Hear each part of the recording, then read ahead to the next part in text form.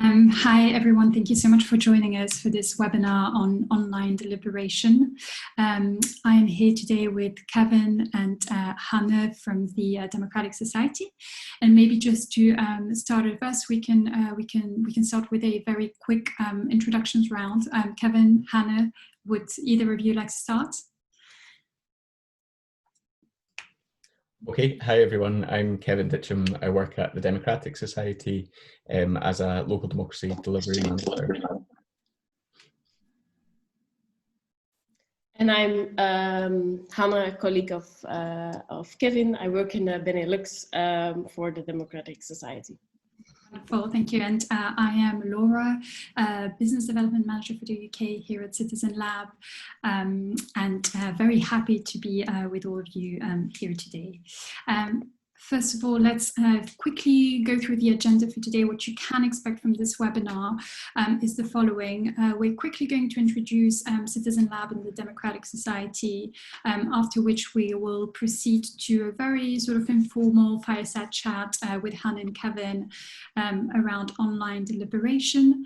The Democratic Society recently published a report with the New Democracy Foundation in Australia on online deliberation, so most of our conversation will be based on that content.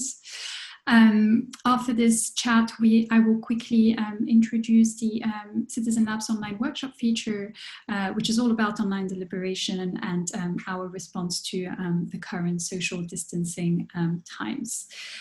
We'll finish the webinar off with a Q&A. You can write down your questions in the Q&A section of the Zoom sort of dashboard as from now, but we will tackle all of them at the end of the session. I think we should be together for about 30, maybe up to 40 minutes. So yeah, let's start and talk about online deliberation. I'll start us off with the introduction to CitizenLab. We are a Belgian company with expertise in online democracy. We provide governments, local governments, but not only, with a resident engagement platform to sort of build better relationships with the residents and involve them in the decision-making process. We start from the premise that I'm sure many of us share, that there is a perceived sort of lack of transparency and accountability for governments, and thereby a lack of trust by citizens. But at the same time, there is a real desire from them to take part in the decision-making process. Our response to that has been to develop a new democracy platform that works both for residents and for governments. For residents, it's really the opportunity to give them a safe place where they can contribute and give input on policies proposed by the government, but also interact with each other and maybe share ideas about what they would like to see happening in their local area. For governments, and because most of you joining us here today work for local governments, it's really an opportunity to engage more residents, different residents, on a variety of participation projects, to really, give you the opportunity to manage the input that you get from residents, so that you can actually build a constructive dialogue with them around certain policy issues and give them feedback. And then finally, hopefully it will help you gain better insights on public opinion, understand where your residents stand in terms of certain policy issues, and help you build more evidence-based policies. This is just a quick slide to situate online deliberation along the timeline of the policy cycle.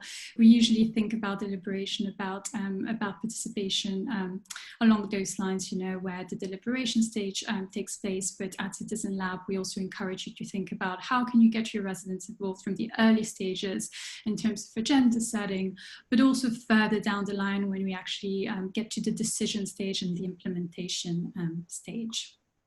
And to do so, we provide you with a variety of methods, participation methods.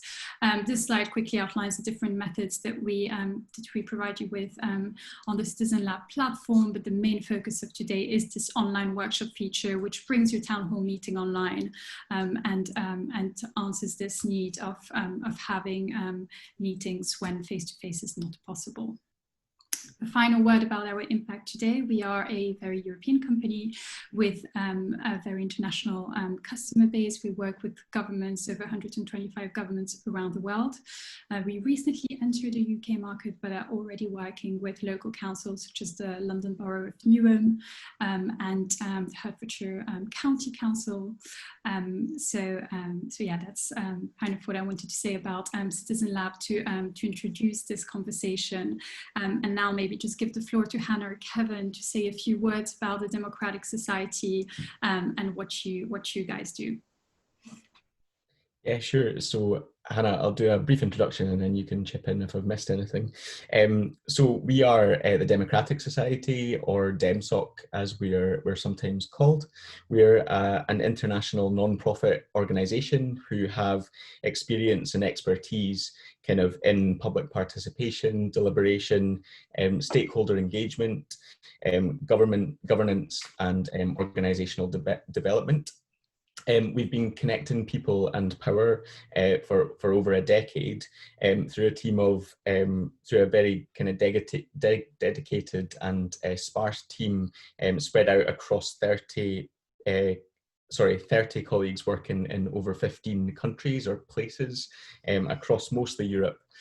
We've got bases in Scotland, in Edinburgh, in Brussels, and in Berlin. Our work includes projects from the hyperlocal community level all the way through to kind of national government and European level. Hannah, do you want to say anything? No, I don't think so. I think for this webinar, it might be important that that we work on digital things for quite a long time. Although we don't have our own platform or something, we work with like different partners, but we digital is in our scope for a long time now, and we did a lot of things on that. And we recently wrote a report on online deliberation, and that's we were invited here to. Exactly. This is why we have you here today to talk about this report and hopefully be able to answer some questions, you know, going from the very basics to you maybe giving some tips about how you can prepare for online deliberation if you're a local council. So maybe, Hannah, if I may ask you a first question, how would you define online deliberation, and why did you decide to write a report on this topic? Yeah, let me start with deliberation as such, and deliberation in the democratic processes is really about to look for this common ground in order to solve problems. It's about participants frame and weigh options and make choices, and the outcome, as you said before, Laura, is of the deliberation is often a decision, and that's in contrast to a debate where there is some winning and losing and some persuasion involved, and that's also in contrast to dialogue when there is some exchange of ideas and listening, but there is no decision making. So online deliberations is how to make these decisions together, how to seek for this common grounds when participants are not in the same room together. So I think that's the big challenge of this online the deliberation.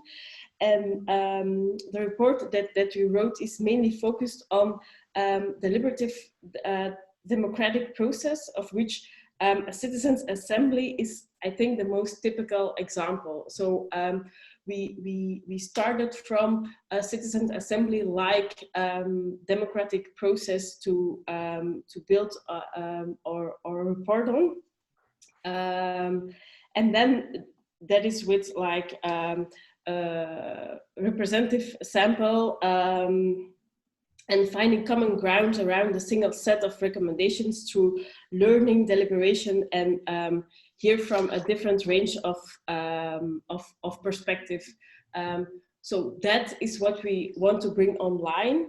That is the main idea. And why we wrote a report on it is, as I said, we've looked into different ways of participating online for a long time. But of course, then COVID-19 like hit the world. And we had a lot of citizen assemblies in the UK and elsewhere, and we saw that some of them were thinking of bringing all of it online. Otherwise, others postponed their citizen assembly. And so we wanted to gather some learnings, like what if you want to bring such a process where deliberation is like the key element, if you want to bring it online, what do you have to take into account, what is important. And so this was a perfect time for us to write something about that. Absolutely. Maybe just to pause on this citizen assembly, you work with governments, with organizations across Europe. I was wondering if you could tell us a little bit more about the type of topics that are usually discussed in those citizen assemblies. We know about, of course, the climate change topic, which is particularly popular here in the UK. I was wondering, are there any other topics that are, relevant for citizens assembly and that citizens could take, to an online deliberation level? Yes, I think that kind of process is most tailored to any kind of like complex topics. Sometimes it is like super broad, and often the output is a set of recommendations. And I think we do a lot about, as you said, climate now, but I think all these kinds of super complex topics, we do some on living quality, but where you have to weigh a lot of options and really benefit from exchanging arguments from different perspectives, not the easy yes or no or voting questions, but really the more complex topics that benefit from weighing different options, bringing in different perspectives, and really that deliberation part. Absolutely. So if we look at citizens assembly, usually those are more to sort of national level, though that depends maybe if we just start, bringing it down maybe to the local level.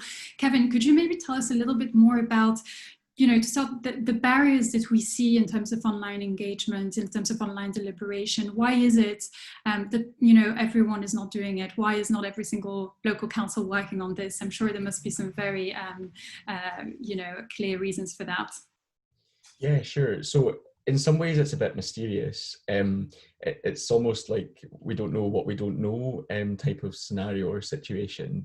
It's a hugely complex issue with lots of different moving parts that you need to get right and have well aligned for it to be a good process, because I suppose that's fundamentally what people are focused on, is making sure that participants or citizens have a quality process, whether that's in the real world or in the virtual world, or an online deliberation. There's also a lot of practitioners who are maybe slightly jaded, or who are have a lot of questions, I suppose, because their experience of online deliberation has been poor. So it's almost like you don't want, why do this thing that you think is going to be a poor process with your communities or your citizens. And often when it's been a poorer or less quality process, it's because people have chosen tools, or it's really exciting to look at tools.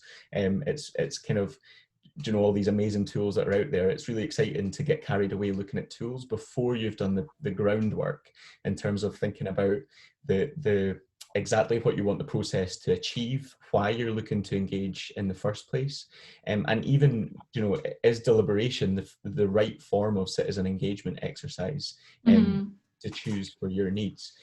So that's one thing. I suppose there's barriers for citizens as well. We know that there's lots of access issues. In terms of coronavirus, it's thrown up a lot of fragility that we knew existed, but it's almost heightened that fragility in the system and people's lives, around poverty, around access to data, access to tech. And it's not equitable for everyone to be able to access online experiences. So as practitioners, we really need to think about how to do that, and that's tricky. And that's exactly where an organization such as, your own or ours comes into place. Maybe let's try and unbundle all of this and start thinking about if we decide that online deliberation is the way forward, because at the moment face-to-face is not possible. What would you recommend to local councils to start thinking about first? Because there is a lot of work that actually happens before you get to that online session where you deliberate. How would you advise local governments to work on that? What are some of the first steps that they should take into account? I don't know, Hannah, maybe you want to take this one on? Yeah, the first one I would say is to think about inclusion, and that's something that we have to always take into account when we design such a process. But it's a little different, or it raises different issues when you do it digital. If you want to make sure that everyone can take part, you have to be aware of the digital gap that still exists, and that starts with the recruiting. If you do the recruiting only online, you might be losing some voices that don't have the access. But there are also like three main technology access issues. There is the hardware. People might not have access to a computer or a tablet or whatever. There is a connectivity issue. People need some stable internet connection.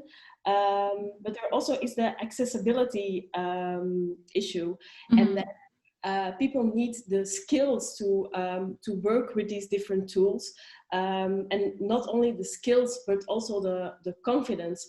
They have to trust that they will be able to take part in such a process, and if they never done it before, that can be scary. Absolutely, and so I was going to ask, in terms of recruiting those residents to take part in an online deliberation session, do you have any advice about how you would go about and do that if you were a local council? How would you make sure that different parts of your population are represented?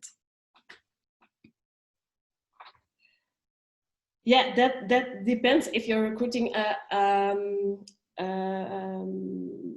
a random sample of your population, it can be more or less the same way as you would do it like offline, but make sure that you don't only recruit online, so that people who don't have access can't participate, but use the same channels as you would do in an offline event, and make sure that people who don't have access, you make sure they have access by lending them out some hardware. You can lend them a computer for the time of your process, or you can find some solutions.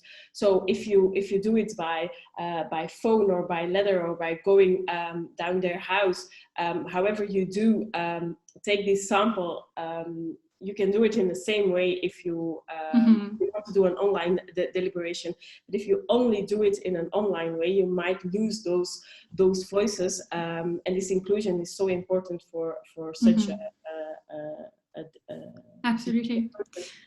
And then I was wondering, Kevin, maybe this one more for you. I'm not sure if you would be able to answer, but in terms of the scope of these online deliberation sessions, does that differ a lot from what we would be doing face-to-face? Is there anything that we should keep into account when we decide to organize an online deliberation session in terms of the content, how that might be different? Because obviously being online, it can seem a little bit more daunting, but can we actually get things covered, and should we redefine the scope of what we're discussing to fit that into an online session?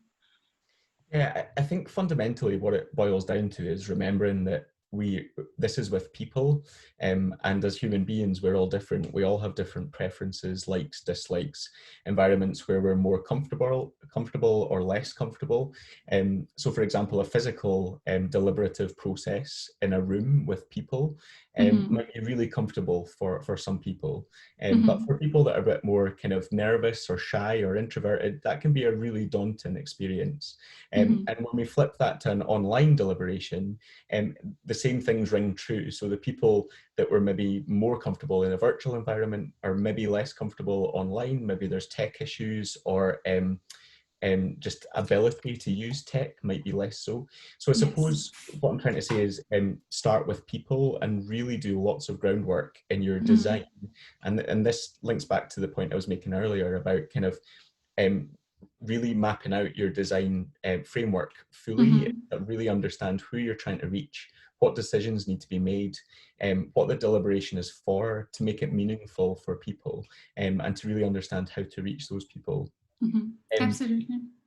Sorry, just like what Hannah was saying, kind of another key point is around information and tech literacy. So anything that's going to be online or physical, we need to remember that everyone has different levels of understanding, and for a deliberative process to work really well, we need to make sure that everyone can fully take part by fully understanding in terms of access to materials and content that they're grappling with, to understand the deliberation topic and what they're deliberating about.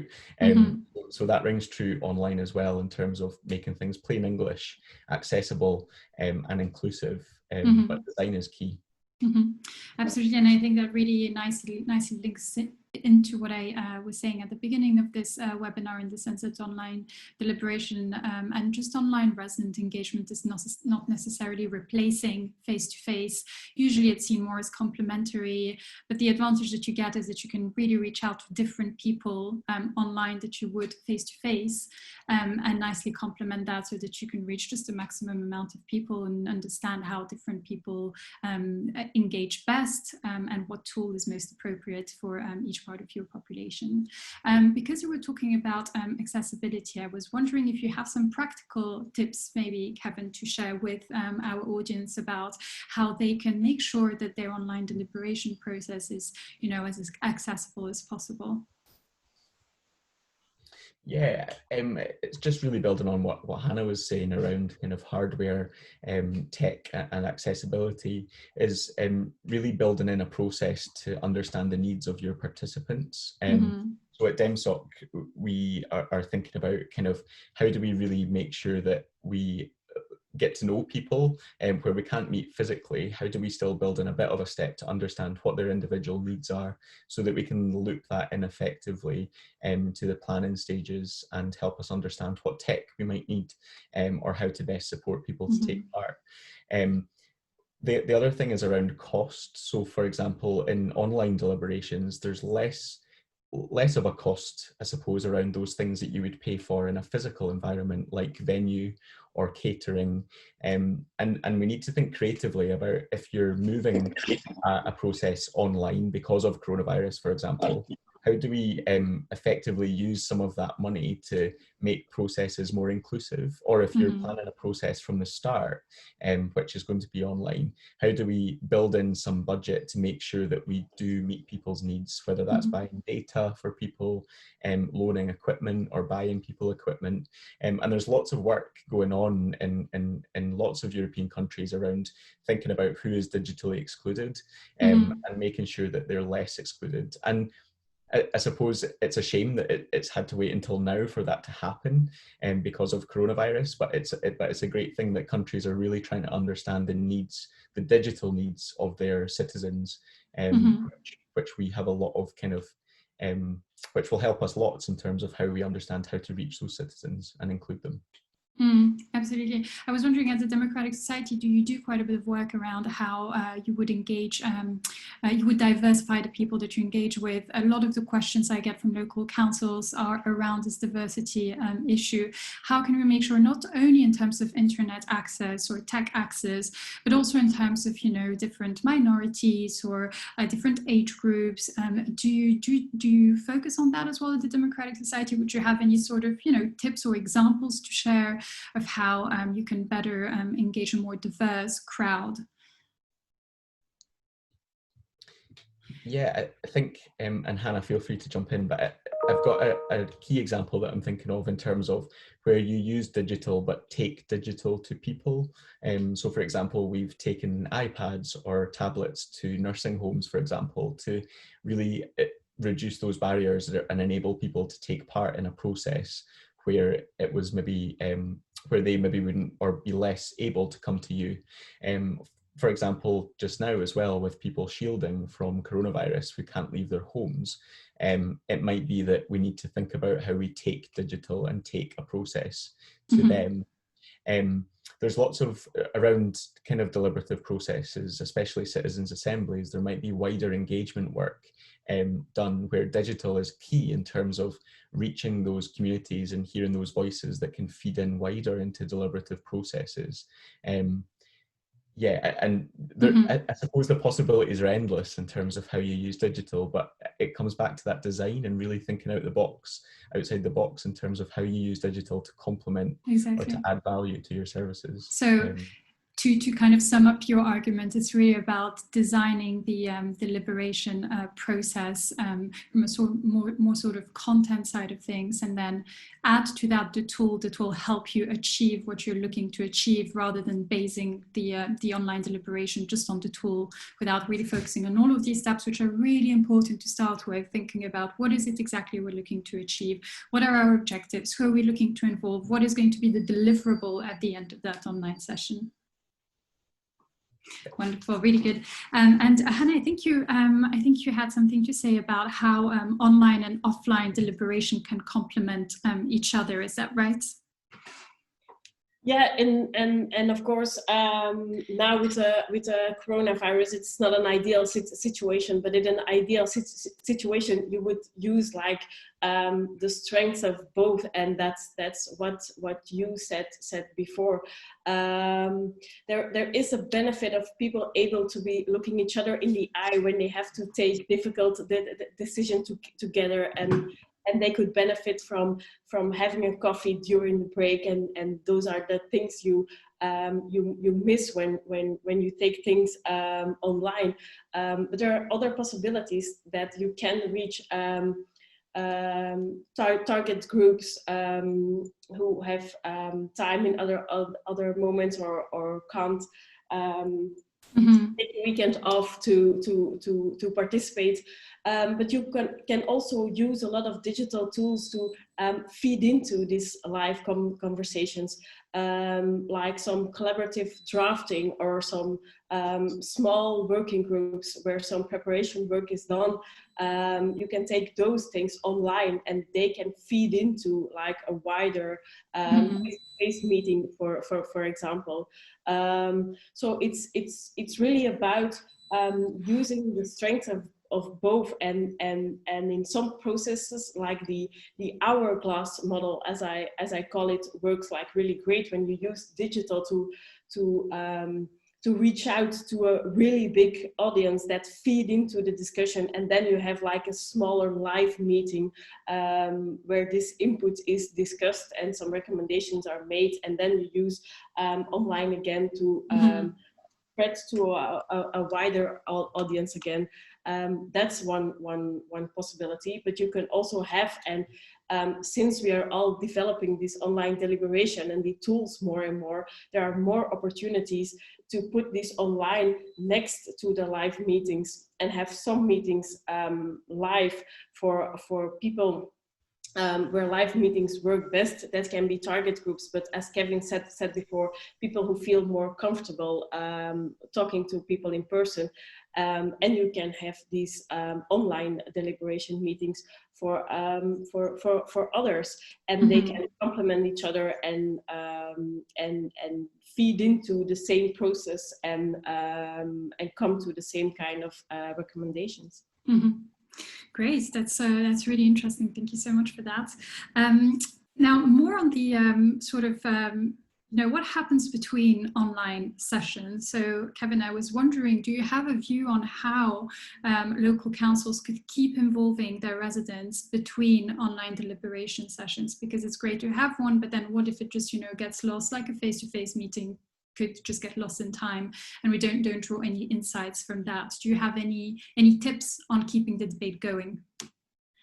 Yeah, and I suppose I would add as well, at the end of a process, so often what we hear from citizens is that they come together, have deliberations, make quality recommendations, and then they're not quite sure where that goes, or where the decision making kind of lies around that process, and how that feedback loop of hearing back what has happened from that time that they gave up, what's happened as a result.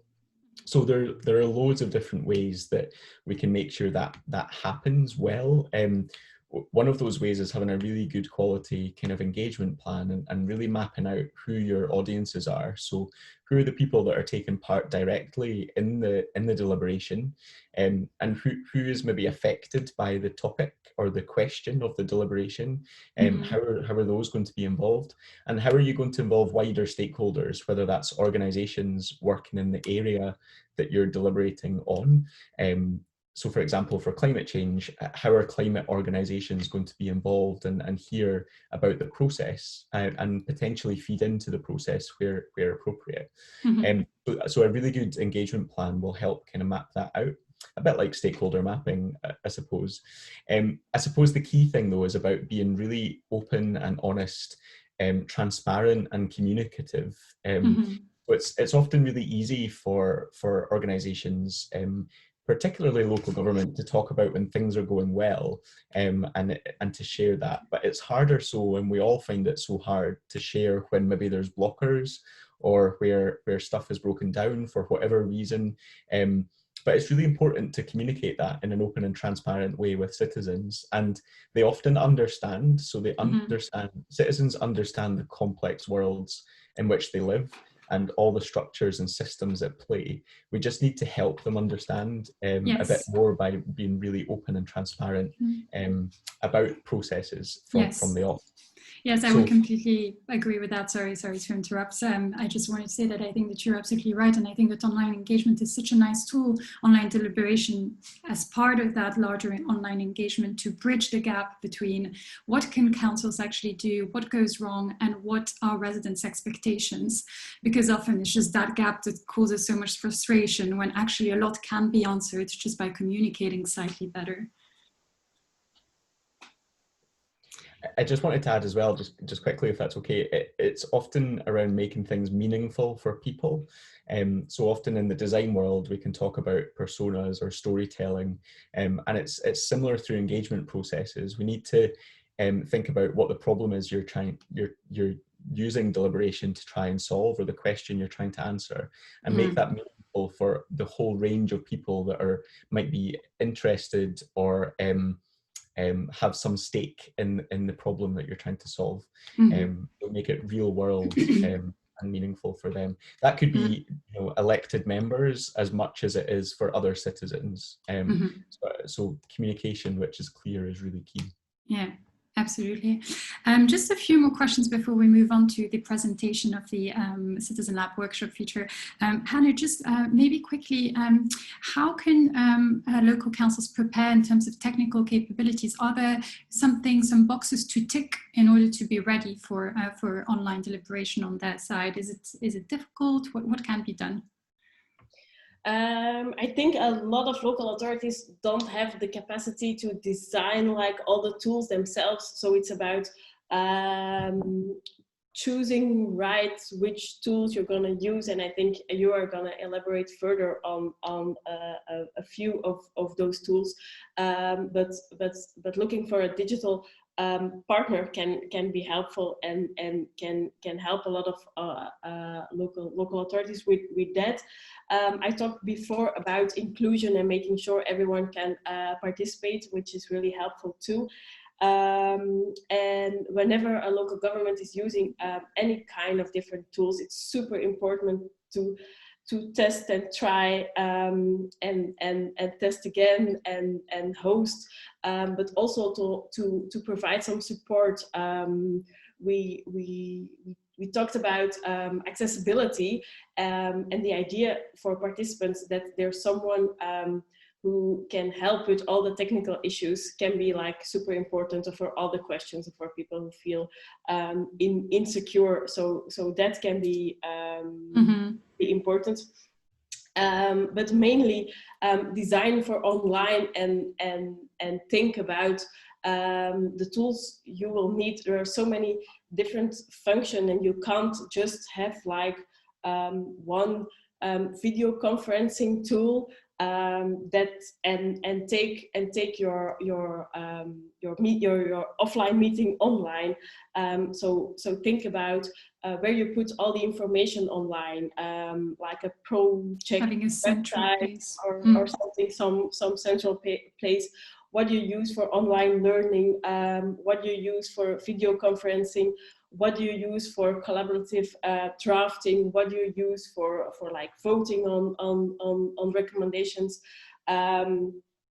Like think about about your process, what it would look like online, and what tools do you need, and to centralize and keep it all together, bundled nicely into one place. Yeah. Yeah, that makes absolute sense.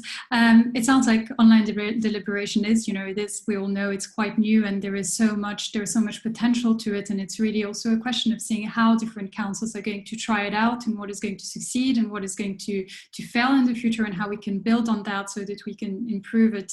At the end of the day, technology is just another means to help us achieve this larger goal of building a more inclusive, democratic environment.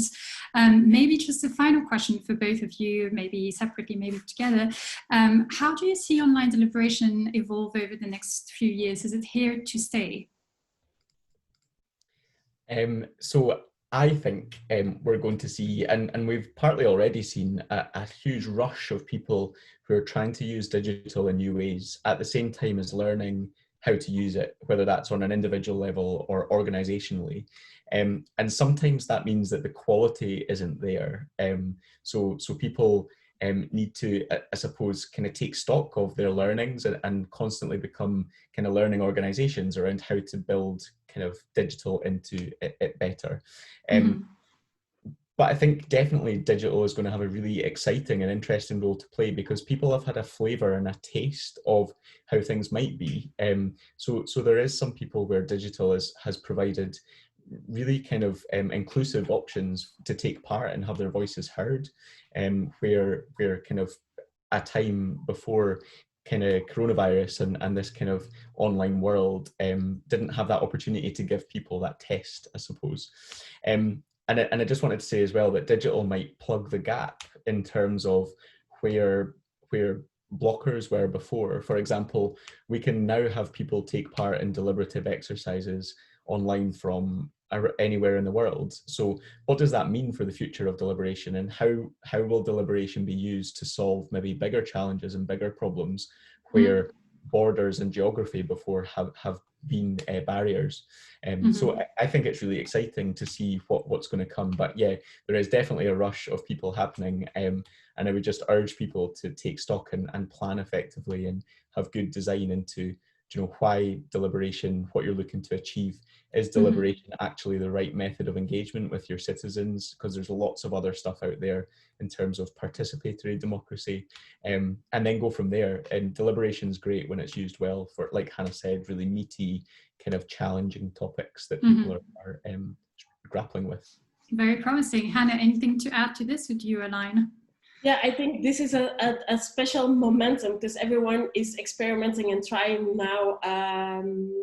Also, the ones who were a bit skeptic maybe in the beginning, and I think that that trust is really a key element. If the outcomes of these experiments are good, people are going to want to experiment more. So it's really important that it's done now in a qualitative way, that the results are good, and then people will go on experimenting and see the opportunities. If it's not done right, then people might be scared of doing it again. So I think that the quality of these experiments are key now, and people will see the opportunities, and then it's definitely here to stay.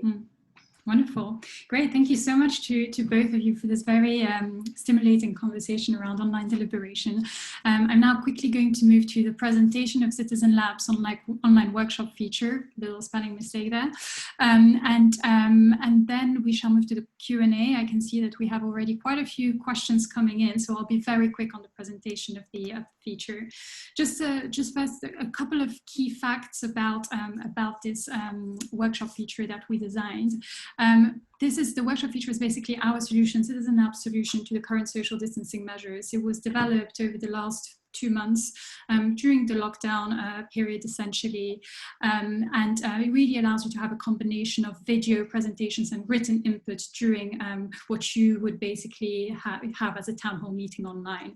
A big plus is that it integrates with the larger engagement projects. So we see at CitizenLab, we see online deliberation as part of a more continuous, longer and more comprehensive online engagement process. So we really allow you to keep that workshop feature, in the platform and connected to the different participation methods that you're using. And then finally, just a quick word about security and privacy, which I'm sure a lot of you will have questions about. Key for us, of course, workshops are currently deployed on an open source program, Jitsi. Feel free to look that up. Soon it will be deployed fully on our platform and our service. But for now, of course, Jitsi's security terms are fully accessible online if you're interested in reading a little bit more about that. Let me quickly show you what the workshop feature would actually look like. So right here, you see a timeline at the top, which is really key in the sense that you can design your workshop as is most convenient for you. You can really customize this timetable, have as many phases as you like, and give them different names in terms of depending on what you're planning to do. We actually tested this feature out about a month ago, so it's pretty clear in my head in terms of how it all happens. You would basically get together with your team, with all of the participants of the workshop, and start with a little introduction, maybe share some text and PDFs about what you're going to be discussing in the workshop, and along with it, have the video and potentially share your screen from some presentations. From there on, you would get the option to move into different breakout sessions, and you can't see this on the screen, but the way in which it would happen is that you would see, room 1, 2, 3 appear here. You would basically just click on it and virtually move to another space, which could look like this, which is a breakout session with 6 people in this case. And the way in which we organized that breakout session at the time was we had about 10 minutes during which we put down our ideas on the subtopic of that workshop, just to get us started with the thinking. From there, we had another 10 minutes during which we commented on each other's ideas, subvoted, downvoted, said what we thought of that, so that we could finally finish with a sort of conclusion, group conclusion of that breakout session, which we could then take back to the plenary session and get back together with all of the participants of the workshop, share some general conclusions, and keep all of that information included in the online engagement platform. We've seen some customers using the tool and having a little drink session at the end, virtual drink session, to make it a little bit more friendly. So as much as you can make it similar to face-to-face, we help you do that. But essentially, it's a way of bringing online deliberation to CitizenLab and including it into your larger participation methods that you're using on the platform, such as poll surveys, ideas from residents, and so on. So that's about it, about this workshop feature and what I wanted to say about it. If you have any questions, of course, don't hesitate to put them down in the Q&A session. I'm just going to stop sharing my screen now so that I can read the questions coming in. Let me just see what kind of questions we have. We have, okay, right. Thinking big, can you foresee national? So thinking big long term, can you foresee national head of state elections in parliaments being replaced by digital methods? Either of you has an opinion on this? Hannah, do you have an opinion? I don't know how it's done elsewhere, but like in Belgium, our parliament is doing everything digital now. But I think they're missing the lively environment of the discussion. So I think it can be done, and certainly the voting and so on can be done.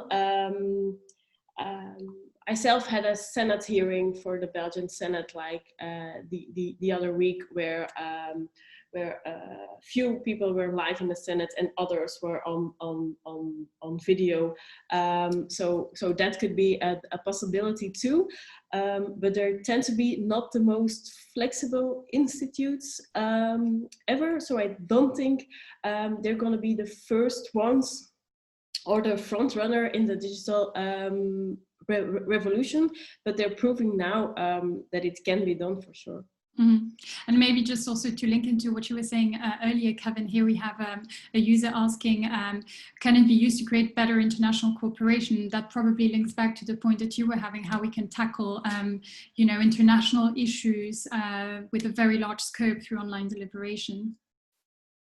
Yeah, absolutely. I think the possibilities are endless, and we shape the possibilities. I was listening to a podcast a few weeks ago, and there was someone talking about their country in terms of the digital social contract that they've developed with citizens. And I'm really embarrassed because I can't remember which country it was now, but the only things that you use paper for are selling your house and getting married or divorced. Everything else is done digitally. So I think there is some really exciting possibilities, and they had inclusion at the heart of that. So digital experiences were designed by citizens working with decision makers. It wasn't enforced on citizens, and it was built on a system of trust, trust in digital. So yeah, I think the possibilities are endless, really, but we need to involve citizens in that conversation. Yeah, absolutely. And actually, this links really nicely into another question. How do you motivate or encourage residents to participate and be involved? And this is a question that we get quite often as well. There is a lot to be said about it. Do you very quickly have a couple of, you know, maybe an opinion or some tips, you know, from what you have seen at the Democratic Society? I think for me, the same things ring true, whether it's an online process or an offline process or a bit of both. I think it's about making sure that the issue is relatable to those people that you want to reach, and finding ways to reach them.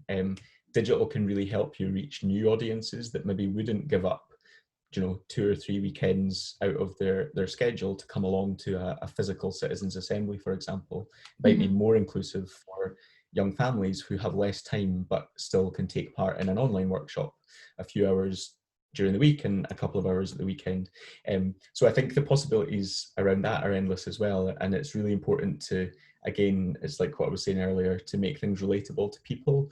When you think about it, it's often helpful to put yourself in the shoes of the people that you're inviting to take part and think, you know, if this sounds boring for me, then I'm probably not going to take part. So how do we make this more exciting and, you know, attention grabbing? How do we make this kind of something that people want to take part in? Mm-hmm. Lovely. I'm just going to quickly go over the other questions because we could discuss this for hours, but unfortunately we are running out of time.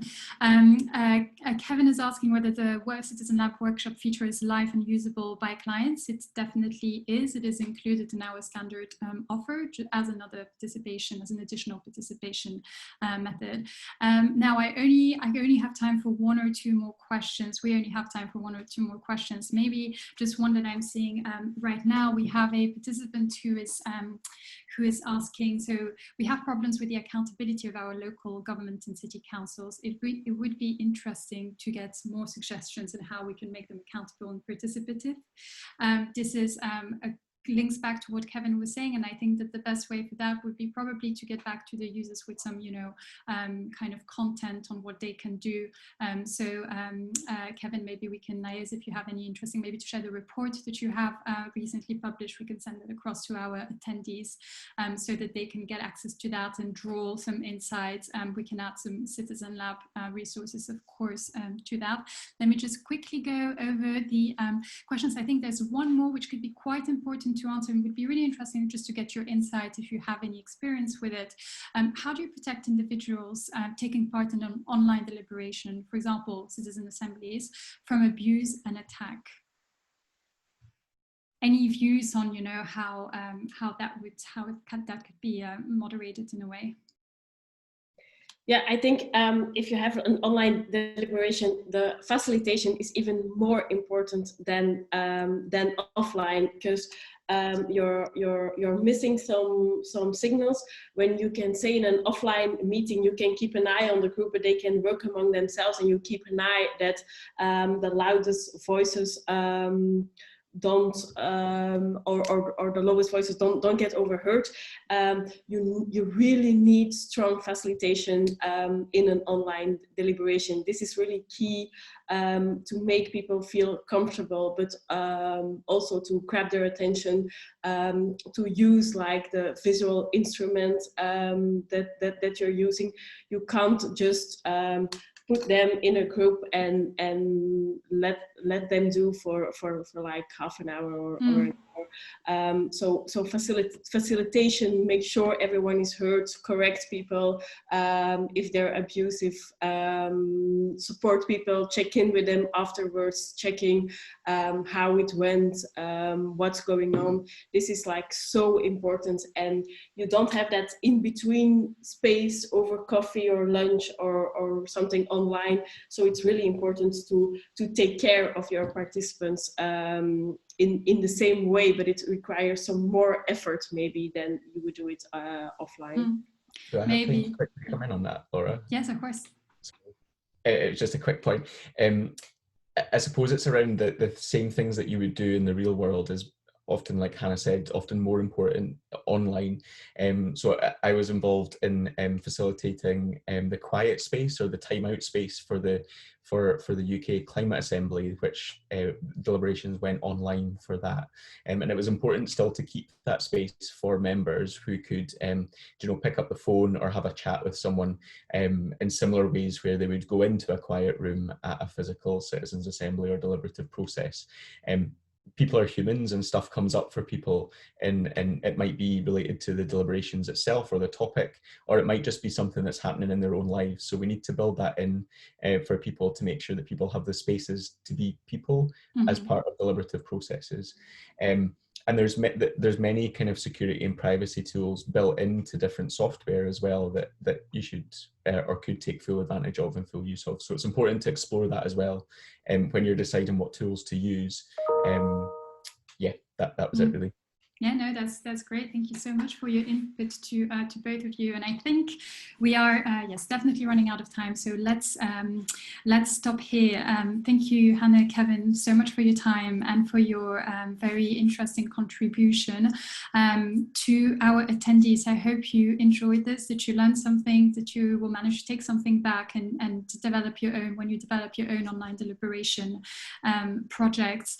We will get back to all of you via email with a recording of this video. If you have any questions that have not been answered during this call, please don't hesitate to send us an email. I can see that some of you want an introduction to Kevin, so Kevin, you've been very popular, but I will do that following this call. Thank you so much for your time, and I hope you all have a lovely sunny afternoon. Thanks everyone. Bye.